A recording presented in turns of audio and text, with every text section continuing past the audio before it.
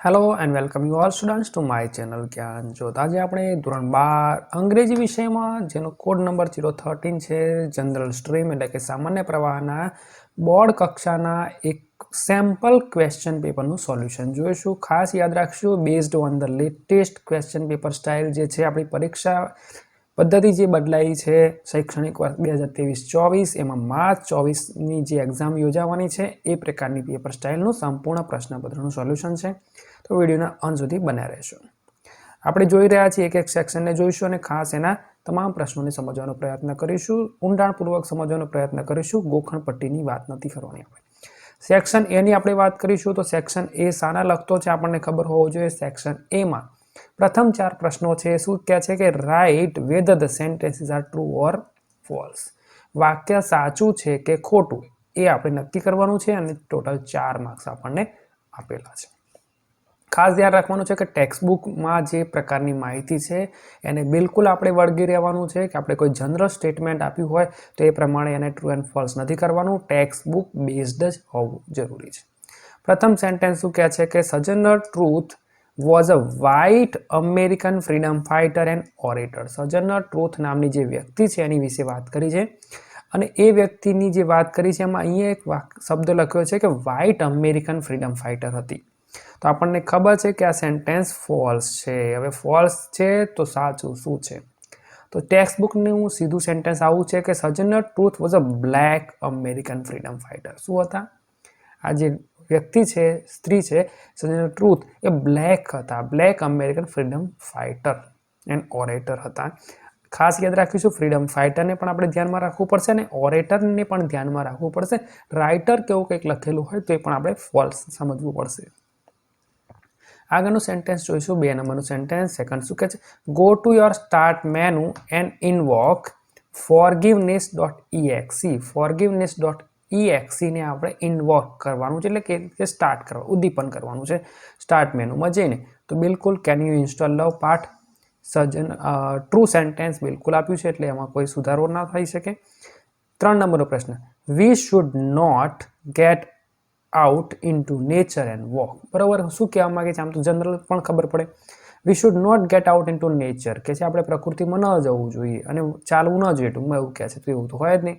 તો false sentence છે અને વાક્ય શું છે? જો સાચું વાક્ય જોઈએ ટેક્સ્ટબુક બેઝ છે કે we should gate out into nature and walk. બરાબર, આપણે પ્રકૃતિમાં જવું જોઈએ અને ચાલવું પણ જોઈએ। તો અહીંયા નોટ ખાલી લખ્યું છે ને એ નોટના લીધે જ આપણું વાક્ય, આ નોટના લીધે વાક્ય ખોટું પડ્યું છે।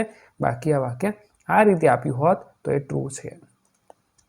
ત્યારબાદ આગળનું વાક્ય જોઈએ 4 નંબરનું હર્બર્ટ આપણને યાદ છે મંકીઝ પો। શું કહે છે? Herbert is alive at the end of the story. 3 વિશેષ માગવાની વાત છે, બરાબર છે, મિસ્ટર એન્ડ મિસિસ હર્બર્ટ, અને એમાં અહીંયા છેલ્લું વાક્ય, છેલ્લી માહિતીમાં છે કે Herbert is alive at the end of the story. સ્ટોરીના અંતે હર્બર્ટ જીવિત છે એવું પૂછ્યું છે પણ એવું કોઈ ટેક્સ્ટબુકમાં એટલે કે ટેક્સ્ટબુકના અંદર કોઈ સેન્ટેન્સમાં એવું કોઈ ઉલ્લેખ છે નહીં કે એ જીવતો આવ્યો છે। તો આપણે એને અહીંયા ફોલ્સ સમજવું પડશે કે આ વાક્ય કેવું છે? ખોટું છે। ત્યારબાદ આપણે જોઈશું નિયરેસ્ટ મિનિંગ। નિયરેસ્ટ મિનિંગમાં ખાસ આપણે ધ્યાન રાખવાનું છે કે ટેક્સ્ટબુકની અંદર જેટલા પણ યુનિટ છે એમાં રીડ છે, એમાં ગ્લોસરી ખાસ આપણે ટેક્સ્ટબુકની પણ ખાસ ધ્યાન રાખવાની છે અને જે સપ્લિમેન્ટરી રીડિંગ છે એનું પણ ધ્યાન રાખવાનું છે। મોટા ભાગે આવે તો ટેક્સ્ટબુકમાંથી પૂછાય છે પણ ખરેખર સપ્લિમેન્ટરીમાંથી પણ પૂછાઈ શકે છે। Find and write the nearest meaning. Nearest meaning શોધવાના છે, સમાનાર્થી છે, 3 માર્ક્સનો પ્રશ્ન છે। એક એક શબ્દને સમજીએ। 5 નંબરનો જે પ્રશ્ન છે શબ્દ છે ડોમેસ્ટિકેટ। ડોમેસ્ટિકેટનો મતલબ થાય છે પાલતું કરવું। કોઈ પણ પ્રાણીને આપણે પાળીએ એટલે કે આપણે પેટ એનિમલ જેવું કરીએ તો એના માટે આપણે કહીશું ટેમ કરવું એને, બરાબર છે, ટેમ કરવું। ડોમેસ્ટિકેટનો સમાનાર્થી શબ્દ છે ટેમ। 6 નંબર શું કહે છે? એક્લેમેટાઇઝ। એક્લેમેટાઇઝ એનો મતલબ થાય અનુકૂળ થઈ જવું। કોઈ પણ પરિસ્થિતિ હોય, ફોર એક્ઝામ્પલ ભારતનો કોઈ ખેલાડી છે ક્રિકેટ રમવા ઓસ્ટ્રેલિયા જાય છે તો ત્યાંના જે વેધર છે કન્ડિશન સાથે એડજસ્ટ થઈ જાય છે એને કહીશું અનુકૂળ થવું। તો એના માટે આપણી પાસે શબ્દ છે અહીંયા એડજસ્ટ થઈ જવું, બરાબર, બિલકુલ સરળ શબ્દો છે। ત્યારબાદ આગળ વધીએ। 7 નંબર શું કહે છે? એલિજિબિલિટી। એલિજિબિલિટીનો મતલબ થાય છે પાત્રતા। કોઈ જાહેર પરીક્ષા છે કે કોઈ પણ પરીક્ષા માટે પાત્રતાના ગુણાંકન છે કે આ પાત્રતા હોવી જોઈએ તો એનો સમાનાર્થી છે સ્યુટેબિલિટી। બરોબર છે। આ રીતે આપણે બિલકુલ સાચા જવાબો લખવાનો પ્રયત્ન કરવો પડશે, તો ઇઝીલી તમને માર્ક્સ પણ મળશે। ત્યારબાદ હવે આપણે લેંગ્વેજ ફંક્શન તરફ આગળ વધીએ તો શું કહે છે કે select the most appropriate language function from the bracket આપેલા છે જે કૌંસ એની અંદરથી આપણે સૌથી શ્રેષ્ઠ જે છે મોસ્ટ એપ્રોપ્રિએટ લેંગ્વેજ ફંક્શનને સિલેક્ટ કરવાનું છે અને ખાસ ધ્યાન રાખવાનું છે કે write them against the given sentences, અને વાક્યની સામે એને આપણે લખવાના છે। એટલે ખાસ યાદ રાખશો, પરીક્ષામાં ખાસ કરીને બોર્ડની પરીક્ષામાં વાક્ય લખ્યા સિવાય સીધો જવાબ લખવો નહીં, બરોબર છે। આ મારી ખાસ સૂચના છે, કારણ કે બોર્ડની પણ આવી સૂચના છે કે વાક્ય લખેલું હોવું ફરજિયાત છે, કારણ કે સૂચના છે કે રાઇટ અગેન્સ્ટ ધ સેન્ટેન્સ, તો આપણે વાક્ય લખીએ। હવે આપણે એક એકને સમજવાનો પ્રયત્ન કરીએ। એક્સપ્રેસિંગ ચોઇસ એટલે શું? ચોઇસ એટલે પસંદગી, બેમાંથી એકની પસંદગી હોય એટલે કે આઈધર ઓર હોય, નાઈધર નોર હોય, એને ઓલ્ટરનેટિવ ચોઇસ કહીશું। અને એક્સપ્રેસિંગ ચોઇસ જે છે એમાં વુડ રાધર શબ્દ આવશે, વુડ રાધર, થોડું આ તૈયાર કરીએ તો ઇઝી રહેશે। રિપોર્ટિંગ એટલે કે ડાયરેક્ટ ઇનડાયરેક્ટ સ્પીચ, જેમાં સાદા વાક્ય માટે આપણને ખબર છે ટોલ્ડ હોય, રિપ્લાઇડ હોય, આન્સર્ડ હોય, પ્રશ્નાર્થ હોય તો આસ્કડ, ઇન્ક્વાયર્ડ હોય, એક્સક્લેમેટરી સેન્ટેન્સમાં એક્સક્લેમ્ડ વિથ જોય કે જે સરપ્રાઇઝ હોય, બરાબર છે, રિક્વેસ્ટેડ હોય, પ્રપોઝડ હોય, બરાબર છે। આ શબ્દોને તમે જો વ્યવસ્થિત સમજ્યા હશો ડાયરેક્ટ ઇનડાયરેક્ટને થોડુંક પણ, તો આ તમારા માટે રમત છે। Talking about people in relation two something, કોઈ પણ વ્યક્તિ, વસ્તુ, પદાર્થ, ત્રણ વસ્તુ છે આમ તો, પણ અહીંયા પીપલ લખ્યું છે તો પીપલ વ્યક્તિઓની વાત કરીશું, એનું કોઈ અન્ય વ્યક્તિ સાથેનો રિલેશન છે, સંબંધ, રિલેટિવ ક્લોઝ કહી શકીએ આને। અને એના માટે જો શબ્દો યાદ રાખવો હોય તો સરખું છે અને ભિન્ન છે। સરખું માટે આપણે લાઇક, અલાઇક છે, સિમિલર, સિમિલર ફ્રોમ આવું છે, અથવા ઓલમોસ્ટ ધ સેમ, અને ડિફર છે, અલાઇક છે, અનલાઇક છે, ડિફર કરે છે, એટલે એના માટે એ શબ્દ છે। તો talking about people in relation two something, easily આ યાદ રહી જશે। અનલાઇક આપણને અહીંયા આપેલું છે 8માં, તો એ શું આવશે? ટોકિંગ અબાઉટ આપણે લખ્યું છે, અનલાઇક મેં હાઇલાઇટ કરવાનો પ્રયત્ન કર્યો છે, અને અંડરલાઇન પણ છે, એટલે કદાચ તમે પ્રિન્ટ કાઢો તો પણ અંડરલાઇન તો રહેશે, કલરમાં કદાચ પ્રોબ્લેમ થાય એટલે અંડરલાઇન છે। Talking about people in relation two something, easy છે। 9 નંબર શું કહે છે? The teacher, the English teacher asked me, asked લખ્યું છે એટલે રિપોર્ટિંગ, આસ્કડ મી અને પછી વાય છે, જો યાદ રાખજો વાય। તમને ડાયરેક્ટ ઇનડાયરેક્ટમાં જો થોડોક વ્યવસ્થિત અભ્યાસ કર્યો હશે તમને ખબર છે કે પ્રશ્ન પૂછ્યો હોય તો આસ્કડ અને પછી એનું જે કન્જક્શન છે, નોર્મલ આપણે સાદા વાક્ય માટે ધેટ લખતા આવીશું, બરાબર, એસર્ટિવ સેન્ટેન્સમાં, પણ પ્રશ્નાર્થમાં આપણે વાય લખીએ છીએ, અથવા જે WH વર્ડ છે એ, તો આસ્કડ પ્લસ વાય આપ્યું છે એટલે કે WH વર્ડ આપ્યું છે, એટલે ઇઝીલી ખબર પડે કે ડાયરેક્ટ ઇનડાયરેક્ટ છે એટલે કે રિપોર્ટિંગ છે। ત્યારબાદ આપણે 10 નંબરનું સેન્ટેન્સ જોઈએ, શું કહે છે?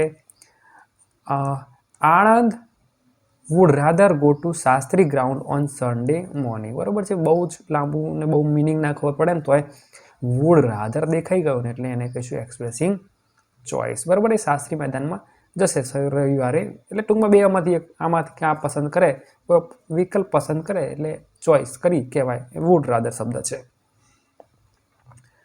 ત્યારબાદ આગળ વધીએ, આપણે શું કરવાનું છે?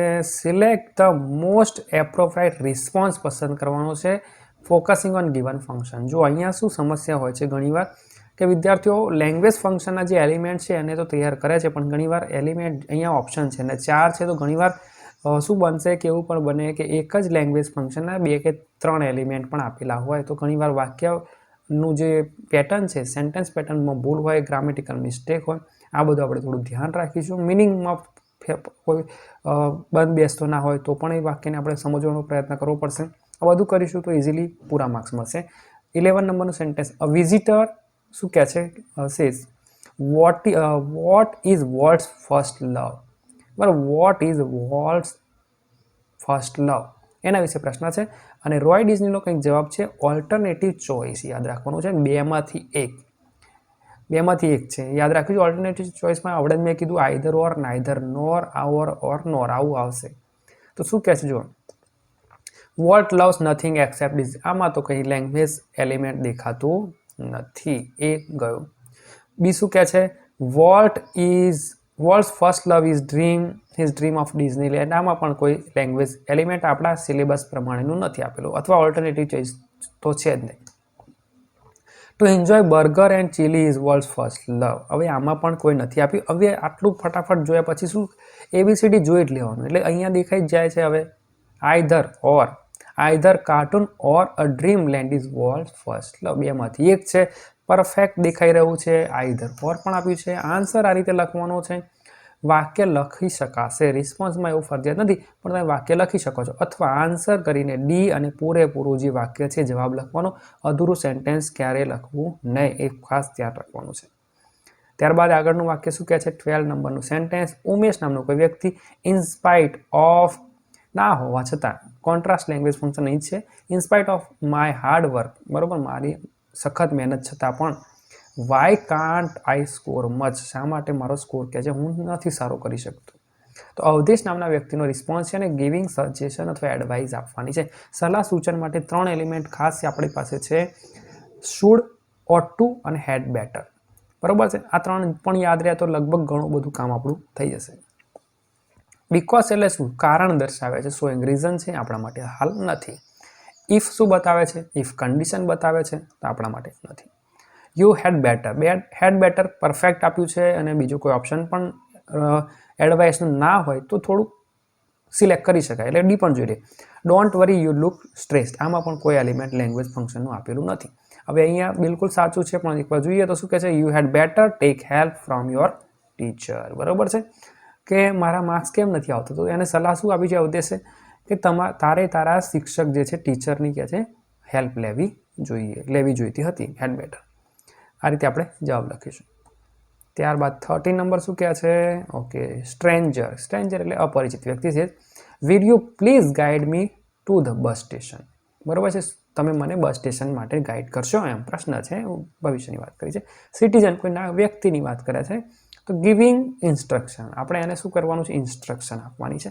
ઇન્સ્ટ્રક્શનનો મતલબ આપણે થોડું યાદ રાખીશું. તો ઇન્સ્ટ્રક્શન એટલે એક રીતે આપણે એને ઇમ્પેરેટિવ સેન્ટેન્સ, આજ્ઞાત કે વિનંતી, અથવા એને સીધું ક્રિયાપદથી કહી શકાય કે go there, put things right. આ બધું જે છે ક્રિયાપદથી વાક્યની શરૂઆત થાય અને આપણે ઇન્સ્ટ્રક્શન કહીએ. Do not smoke here, keep to the left, આ શું છે? ઇન્સ્ટ્રક્શન છે. એટલે થોડુંક એ પણ ધ્યાન રાખ્યું છે કે આવા ઇન્સ્ટ્રક્શનના વાક્યોમાં ઘણી વાર, મોટા ભાગે હું કહું છું, ક્રિયાપદથી વાક્યની શરૂઆત થશે. બરાબર છે. તો જોઈએ એ શું કહે છે? Go straight then turn left from the cross road. બરાબર છે, સીધા જાઓ અને જે ક્રોસ રોડ છે એટલે કે ચોકડીમાંથી લેફ્ટ વળી જાઓ. બિલકુલ પરફેક્ટ સેન્ટેન્સ છે, એ આપણો જવાબ છે. આપણે એ પણ ધ્યાન રાખવાનું છે કે બધા જોવા જોઈએ એકવાર. You can take an auto rickshaw from here. તમે લઈ શકો છો, પણ અહીંયા બિલકુલ આપણે મેં કીધું એ પ્રમાણે વાક્યનું જે શરૂઆત છે એ ક્રિયાપદથી છે અને સીધું જ એડવાઇસ દેખાય છે. બરાબર, ઇન્સ્ટ્રક્શન દેખાય છે. બરાબર છે. It is not very far from here. બરાબર, એ કોઈ સલાહ નથી કે બહુ દૂર નથી એવું કોઈ. સોરી આઈ ડોન્ટ નો, એ પણ કોઈ ઇન્સ્ટ્રક્શન ના કહી શકાય. ઇન્સ્ટ્રક્શન ક્યારે હોય? જ્યારે વાક્યનું શરૂઆત મોટાભાગે 90%, 95% ક્રિયાપદથી સ્ટાર્ટ થાય. બરાબર છે. ઇમ્પેરેટિવ સેન્ટેન્સ કહી શકાય. આન્સર શું આપ્યું છે? એ go straight then turn left from the cross road. 14 નંબરનું વાક્ય શું કહે છે? Anaya, why didn't you attend the seminar. અને રોનિત નામનો વ્યક્તિનો જવાબ છે condition in the past. Condition in the પાસ્ટનું ખાસ ધ્યાન રાખવાનું છે કે ઉપરનું વાક્યને પણ સમજીશું અને ભૂતકાળની શરત હોવી જરૂરી છે. ભૂતકાળના જે પણ એના જે શબ્દો છે, જેમ કે હેડ છે કે વુડ હેવ છે, એ બધા હોવા પણ જરૂરી છે. એટલે કે વાક્યની જે પેટર્ન છે, સેન્ટેન્સ પેટર્ન પણ ફોલો થવી જોઈએ. એ શું કહે છે? આઈ didn't know about the seminar. હવે કન્ડિશન ઇન ધ પાસ્ટ અહીંયા દેખાતું નથી. કન્ડિશનનું કોઈ એલિમેન્ટ અહીંયા આપેલું નથી. અહીંયા ઇફ દેખાય છે અને અહીંયા હેડ પણ દેખાય છે. બંને સમજવાનો પ્રયત્ન કરીશું. અહીંયા શું છે? D I wanted to attend the seminar but અહીંયા કોન્ટ્રાસ્ટ દેખાય છે, એટલે આ બેને આપણે ઉડાડી દીધે. હવે રહ્યો બી અને સી. બી અને સીમાં શું ભૂલ છે? If I had not been late, કે જે હું મોડો ન પડ્યો હોત તો, આઈ વુડ હેવ. બરાબર, આ ખાસ ધ્યાન રાખવાનું. I would have attended the seminar, મેં સેમિનારની મુલાકાત લીધી હોત. બરાબર છે, વુડ હેવ અટેન્ડેડ. અહીંયા શું છે? હેડ યુ ઇન્ફોર્મડ મી, જો તે મને ઇન્ફોર્મ કર્યું હોત. પછી અહીંયા સમસ્યા છે કે આઈ અટેન્ડ એટલે તો સિમ્પલ પ્રેઝન્ટ ટેન્સ થઈ જાય. એટલે અહીંયા થોડી ભૂલ છે, એટલે આપણો સી નહીં આવે. આપણો જવાબ છે બી. પરફેક્ટ. થોડું ધ્યાન રાખીશું, ફિલ્ટર કરવાનો પ્રયત્ન કરીશું કે ભાઈ આમાં શું ભૂલ છે, આમાં બટ છે, આમાં ઇફ છે, આમાં હેડ છે, તો ઇઝીલી. બરાબર છે. અને પૂરું કોન્સન્ટ્રેશન પેપર પર રાખવાનું, આજુબાજુમાં ડાફેરા નહીં મારવાના. આન્સર બી શું કહે છે? બરાબર, આ રીતે આપણે લખીશું. ત્યારબાદ આગળના પ્રશ્નો WH words select the most appropriate questions to get the underline words phrases. આપણે ધ્યાન રાખવાનું છે કે જે શબ્દની નીચે અંડરલાઇન કરેલી છે એ આપણો જવાબ બને, અને જવાબ બનાવવો છે તો આપણે એને પ્રશ્નમાંથી કાઢવો પડે. આ એક થોડું ધ્યાન રાખ. બીજી વસ્તુ એ છે કે વસ્તુ છે શું જેની નીચે અંડરલાઇન છે. એ કોઈ સ્થળ છે, કોઈ સમય છે, કોઈ વ્યક્તિનું નામ છે, કોઈ ધંધો, વ્યવસાય, રોજગાર, કોઈ સંખ્યા છે, શું છે. જો એ ખબર પડી જાય તો ઇઝીલી તમારો જવાબ તમે એટલે કે પ્રશ્ન સિલેક્ટ કરી શકો. જેમ કે અહીંયા પ્રશ્ન નંબર 15 શું કહે છે? My class teacher visited my house last Thursday. ક્યારે મુલાકાત લીધી છે? Last Thursday. એ શું બતાવે? સમય બતાવે. સમય માટે આપણે શું છે? વેન. યાદ રાખ્યું છે ને? લાસ્ટ મંડે એટલે ગયા સોમવારે, બરાબર છે. તો એક વસ્તુ શું છે? આ સમય બતાવે છે. સમય માટે ઇંગ્લિશમાં આપણે વેનથી પ્રશ્ન પૂછીશું. વેનવાળા કેટલા છે જોઈએ? હાઉ નહીં આવે, ઓકે. હું પણ નહીં આવે. હું ક્યારે આવે? માય ક્લાસ ટીચરની નીચે અંડરલાઇન હોય તો, એટલે વેનવાળા 2 છે. હવે અહીંયા જોઈએ કે ક્રિયાપદ કયું છે. ટેન્સને પણ આપણે ખાસ જોવું પડશે કે માય ક્લાસ ટીચર વિઝિટેડ આપ્યું છે, અહીંયા ઈડી લગાવેલું છે, બરાબર છે. તો અહીંયા ડીડ કરવું પડે, કારણ કે વિઝિટેડનું આપણે પ્રશ્ન બનાવવો હોય તો આ રીતે કરવું પડે, ડીડ પ્લસ વિઝિટ, બરાબર છે. ડીડ પ્લસ વિઝિટ કરીએ એટલે ટૂંકમાં વિઝિટેડમાંથી ઈડી નીકળી જાય, જે ક્રિયાપદ છે એનું ફર્સ્ટ ફોર્મ થઈ જાય. ડઝ ચાલશે નહીં, એટલે આ જવાબ નહીં આવે. આપણો પરફેક્ટ જવાબ છે બી. આ રીતે આન્સર બી. વેન ડીડ, આ ડીડ ખાસ હોવું જરૂરી છે. ત્યારબાદ આગળ વધીએ. 16 નંબરનું સેન્ટેન્સ શું કહે છે? Fatima went to Australia so that. So that એટલે શું? પર્પઝ, શા માટે છે. She could get higher education. Fatima Australia ગઈ છે, વ્યક્તિની વાત છે. તો શા માટે ગઈ છે? તો she could get higher education, ઉચ્ચ શિક્ષણ મેળવવા. શા માટે? શા માટે ગઈ હશે? તો શા માટેનું ઇંગ્લિશ શું થાય? વાય. આ સો ધેટ અથવા જેમાં લેંગ્વેજ ફંક્શન પર્પઝ આવે તો એનો મતલબ જ છે કે વાય. ઇન ઓર્ડર ધેટ હોય, ઇન ઓર્ડર ટુ હોય, વિથ અ વ્યૂ ટુ હોય, ના હેતુથી સો, બરાબર છે. સો ધેટ વાળું તો શું છે? વાય, શા માટે. તો જોઈએ વાય કેટલા છે? ઓકે, આપણે એ અને બીને રવા દઈએ તો અહીંયા વોટ છે તો આ બે નહીં આવે, વોટને એટલે ટૂંકમાં સી અને ડીને આપણે ભૂલી જઈએ. વાય છે, અહીંયા ફાતિમા આપ્યું છે, અહીંયા ડીડ આપ્યું છે. વાય ડીડ અને વાય ફાતિમા. હવે પ્રશ્ન બનાવવો હોય તો આપણને ખબર જ છે કે વાય પછી હેલ્પિંગ વર્બ હોવું જોઈએ. તો અહીંયા ડીડ આપ્યું છે, પરફેક્ટ છે. અહીંયા વેન્ટ આપ્યું છે, વેન્ટ ના હોઈ શકે. હમણાં જ મેં કીધું એ પ્રમાણે કે પ્રશ્ન બનાવવાનો છે તો અહીં વેન્ટ જે છે એમાંથી શું કરવું પડશે? આપણે તમને કહી દઉં એ પ્રમાણે ડીડ કરવું પડશે પહેલાં તો, અને પ્લસ વેન્ટનું ફર્સ્ટ ફોર્મ જે આપણને ખબર છે ગો છે, ગો. તો આ રીતે આપણે થશે why did Fatima go to Australia, બરાબર છે. એટલે આપણો જવાબ આવશે પરફેક્ટ બી, બરાબર છે. જે પણ સેકન્ડ ફોર્મ છે એને આપણે ફર્સ્ટ ફોર્મ કન્વર્ટ કરવું પડશે, અને એના માટેનું જે ડીડ લાગતું હશે એ હેલ્પિંગ વર્બ લગાવવાનું થશે. ઇઝીલી આપણે આ રીતે પ્રેક્ટિસ કરી હશે તો કદાચ પરીક્ષામાં કોઈ સમસ્યા નથી આવવાની. 17 નંબરનું વાક્ય શું કહે છે? રુચિ નામની વ્યક્તિ છે finally wound up in New York city. A settle થઈ ગયા છે, ભાઈ એમને વ્યવસ્થિત ફાવી ગયું. હવે ક્યાં? ન્યુયોર્કમાં. ક્યાં છે? ન્યુયોર્કમાં. In New York. ક્યાં? ન્યુયોર્કમાં. ક્યાં? વેર. સ્થળની વાત આવે એટલે વેર આવે, ખબર પડી ગઈ ને. સમય હોય તો વેન આવે, બરાબર. એટલે થોડુંક વ્યક્તિનું નામ હોય તો હુ આવે. તો થોડુંક પ્રેક્ટિસ કરીશું. Practice makes man perfect. No, practice makes a person perfect, કારણ કે મેન તો પછી પાછું જેન્ડર બાયસ થઈ જાય. તો પર્સન પરફેક્ટ, કોઈ પણ વ્યક્તિ જે મહેનત કરે છે એ પરફેક્ટ થઈ શકે છે. થોડીક વાર લાગી શકે છે પણ મહેનત કરવી પડે. વેર શોધવાનું છે, હુ નહીં આવે, કારણ કે હુ ક્યાં આવે? રુચિ હોય તો આવે. વેર દેખાઈ રહ્યું છે, હાઉ નહીં આવે. એટલે એ અને ડી આપણો ગયો. ઓકે, એ અને સી ગયો, અહીંયા હાઉ છે.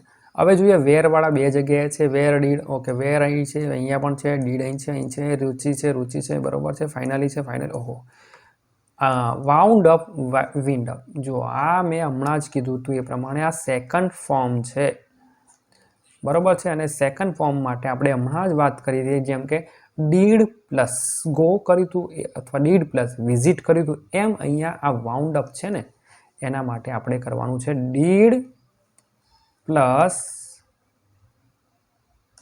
ઓકે, ડીડ પ્લસ અહીંયા લખ્યું છે વિન્ડ અપ. બસ આ થોડુંક ધ્યાન રાખીશું તો ઇઝી રહેશે, બરાબર. સિમ્પલ પાસ્ટ ટેન્સ છે તો ડીડ લગાવવું પડશે. બિલકુલ આ એક્શન વર્બ છે ત્યારે આપણે ડીડ લગાવવું પડશે.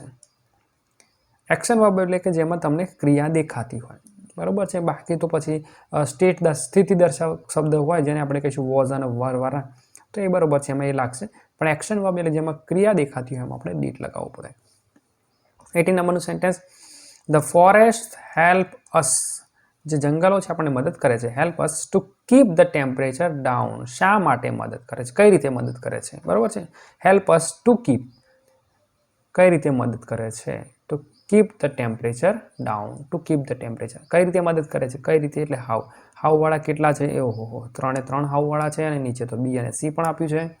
તો જોઈએ હવે અહીંયા હેલ્પ, આપણે ક્રિયાપદને હવે જોઈશું, કારણ કે અહીંયા હાવ દેખાઈ ગયું. હવે અહીંયા ડીડ છે, ડઝ છે અને ડુ, આ 3 શબ્દો આપણે જોયા. હેલ્પ આપ્યું છે, હેલ્પડ આપ્યું હોત તો શું હોત, આપણે 3 લખીએ. હેલ્પડ હોત તો આપણે કરત ડીડ પ્લસ શું કરી દેત, હેલ્પ કરત, બરાબર છે. હેલ્પ્સ આપ્યું હોત તો ડઝ પ્લસ હેલ્પ કરવું પડે. અને ફક્ત હેલ્પ આપ્યું છે,